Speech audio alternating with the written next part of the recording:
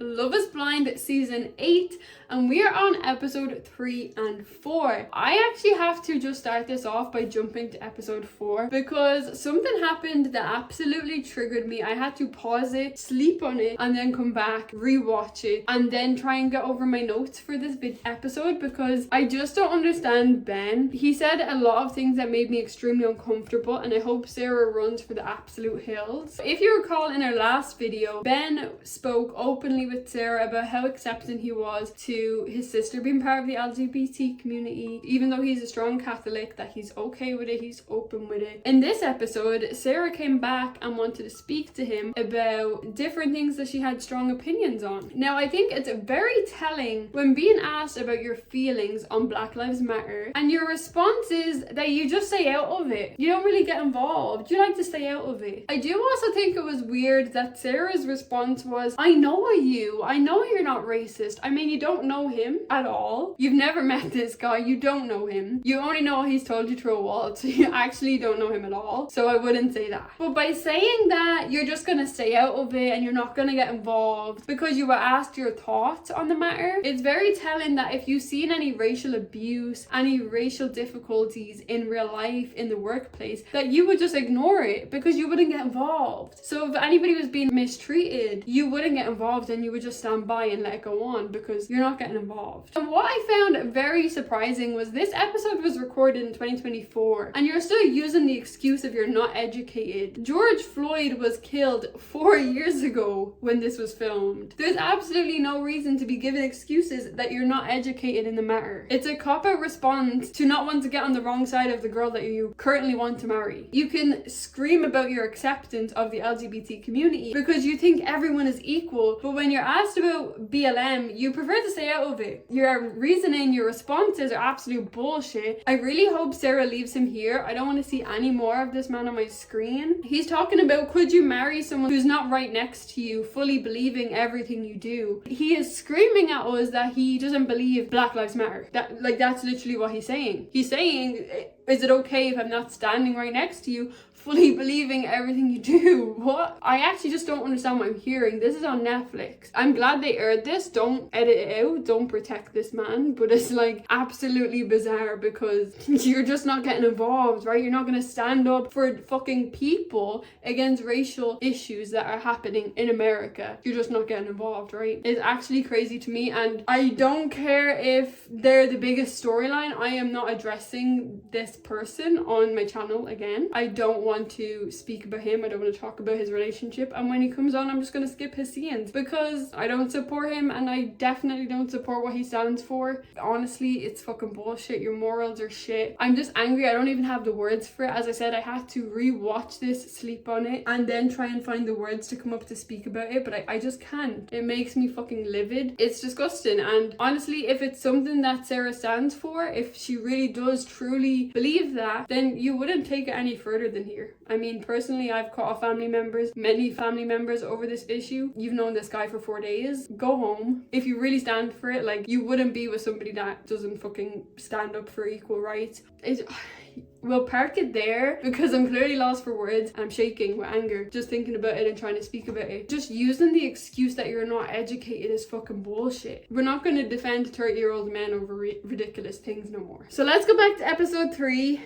In this episode, we seen that Taylor got her voice back. If you close your eyes and listen to her speak, I actually tried to do that in a couple of the scenes this time, not just for her, for other people, to see what it felt like to actually listen to it blind. I did it for one scene with Taylor, and if you listen to her, she sounds like Sandy from The Ultimatum. We seen Madison give Alex her Berlin to try and show him that she does like him and that she's not what he's perceiving her to be, and she's just trying to share her emotions with him. I do kind of hope it works out for them from episode 3. It could be a sweet romance of healing and safeness for both of them. I am kind of holding out hope for them. Mason should definitely stick with his conspiracy girl. They just match each other. They say what the other person is thinking. She was thinking the movie that he was trying to talk to Madison about. Madison had no clue. Meg was like, have you ever seen this movie? And he was like, Of course I have. They're like literally meant to be. They finish each other's sentences. I still think that David should go with Lauren. I think they suit so easily. But then we do see that David and Molly start to kind of confide in each other. They realize that they both have the same political views. They get to a little bit more of an emotional level speaking about family. And now I'm starting to get confused again. I still get the vibe that Molly is not ready for marriage, but I just don't know who he should choose at this point because I kind of like both Molly and Lauren. I think they could both be great for him. But Molly said again in front of Lauren that she likes Dave, but this time she actually said that Dave told her that she's his number one. And I don't recall him saying that.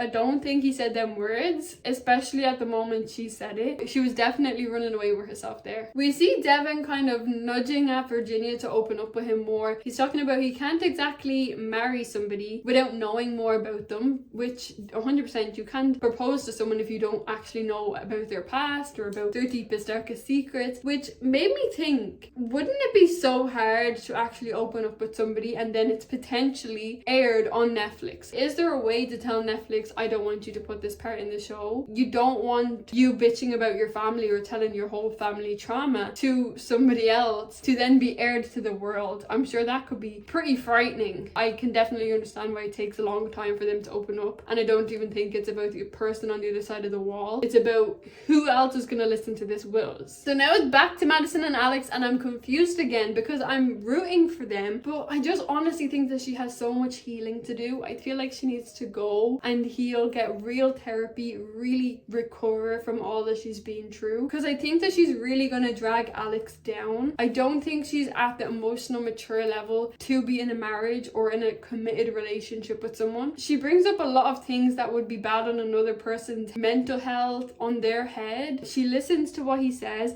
and then she's like, okay, listen to this, and this is why this happened, and cue the sad music, and now we're in another family story. And you can see that it's having a toll on Alex because it's definitely not easy to keep hearing all of her family trauma over and over and over again. It's like, I like chocolate, let me tell you why, because I wasn't allowed it as a kid. It can be a lot, you know? And also, obviously it's a lot on Madison, but what I'm saying is I don't think she's ready for a marriage, and I hope she gets the help that she needs. But the same as the last episode, Madison is such a different person with both Mason and Alex. With Mason, she's just more confident, seductive, ready to take on the world, and with Alex, she's just Miss Innocent. It's weird. But Mason has decided that Madison is his first choice, which I'm surprised by because I thought Meg would have been his first choice. They're definitely connecting a lot easier. He did tell her, because she kind of pressed him on it, she was like, I know you're dating somebody else, and the next day he came back and told her, I'm committed, I'm with you, you're number one. He's not her number one, he's her number two. Alex is her number one. Now we did see Mason then meet up with Meg after this, and he wasn't being honest with her. I think Meg is definitely a better match for him, but he's just not being honest with her. Eventually when she finds out, she's gonna feel like a second option. Now we do see in episode 4 that Madison has closed herself off to Alex, and she's gonna go and break up with Mason now, which will mean Mason's gonna go with Meg. Meg is gonna know that Madison broke up with him. How is that gonna go?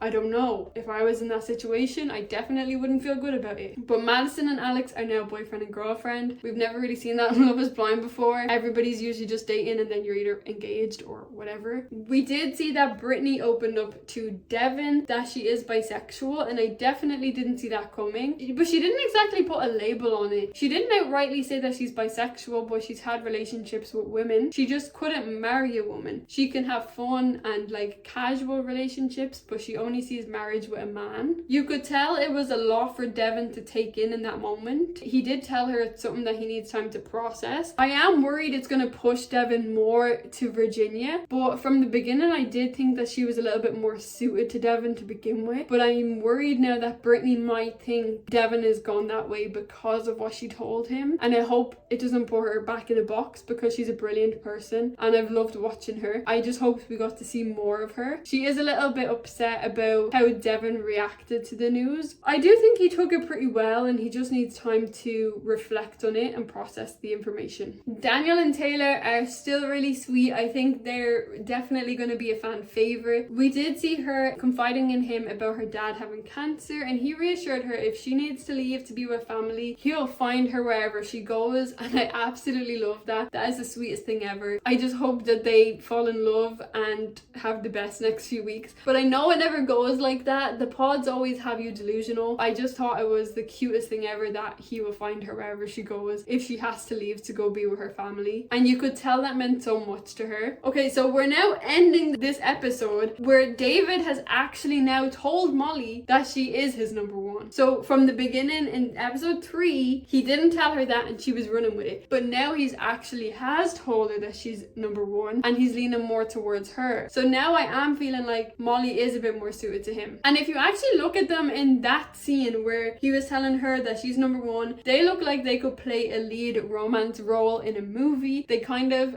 fit the perfect ABC Families rom-com look. Someone needs to drop me Molly's outfit details from that scene though, because I loved it. I love the blue cargo pants, I love the blue cardigan. I need all of it, so just let me know in the comments because it is adorable. Thank you. I don't know who he should pick. They're both great girls, but they're both very different. But we did see in the end of the episode that Lauren confronted him about Molly saying that she's number one, and I can't lie, it sounds like they're about to break up. It sounds like David saying, I'm sorry that it came to it this way. Someone's about to get their heart broken no matter what. We still have no, I guess we've only got 2 love triangles now, right? Because Madison has chosen Alex. Yeah, we've got 2 love triangles right now. It's on David and Devin. I think Devin's gonna go Virginia. I think David's gonna go Molly. And then we'll be on to the honeymoons, I guess. Let me know all your thoughts in the comments below, and don't forget to subscribe so we can keep watching this season together. And let's boycott Ben. Let's hope he's not in the rest of the episodes. Bye bye.